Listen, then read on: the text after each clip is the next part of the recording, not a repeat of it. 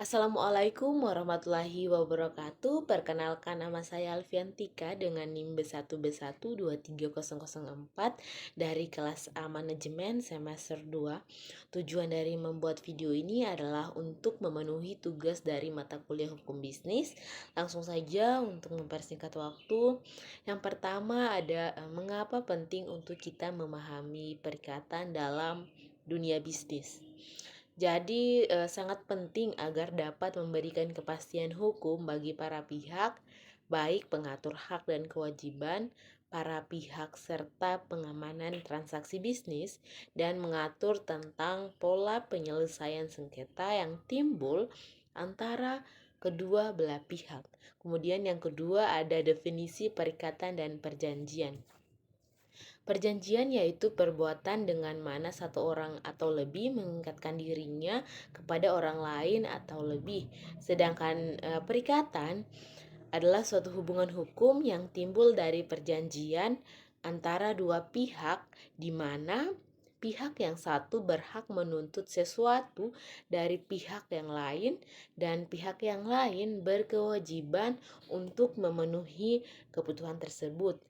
Jadi hubungan perjanjian dengan perikatan adalah perikatan lahir karena adanya perjanjian, sedangkan perikatan itu dia bersifat abstrak.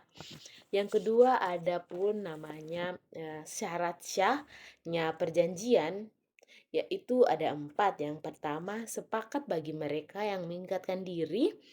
Kemudian yang kedua, kecakapan untuk membuat sesuatu perikatan.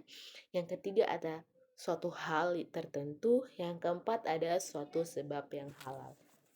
Kemudian ada pun namanya prestasi dan bentuknya.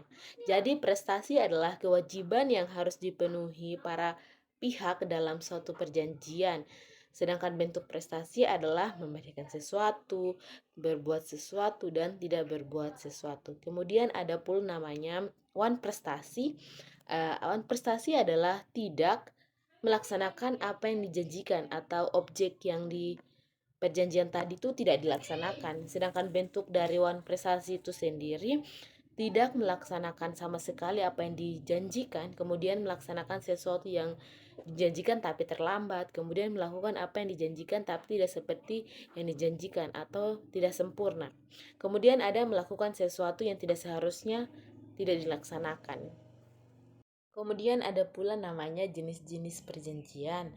Jenis-jenis perjanjian itu sendiri ada 10 macamnya. Yang pertama ada perjanjian sepihak dan perjanjian timbal balik.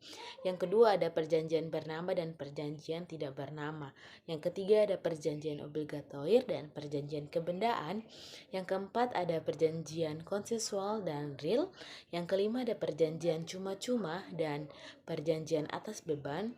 Yang keenam ada perjanjian formil. Yang ketujuh ada perjanjian campuran. Yang kedelapan ada perjanjian penanggungan. Yang kesembilan ada perjanjian standar atau baku. Dan yang terakhir ada perjanjian garansi. Serta ada pula yang namanya hapusnya perikatan. Hapusnya perikatan itu sendiri ada 10 macamnya juga. Yang pertama karena pembayaran, karena penawaran pembayaran tunai dengan diikuti penyimpangan atau penitipan. Kemudian yang ketiga ada karena pembaruan utang.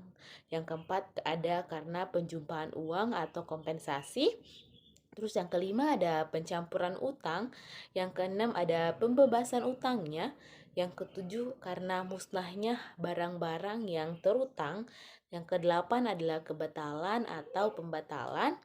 Yang kesembilan berlakunya syarat batal, dan yang kesepuluh daluarsa.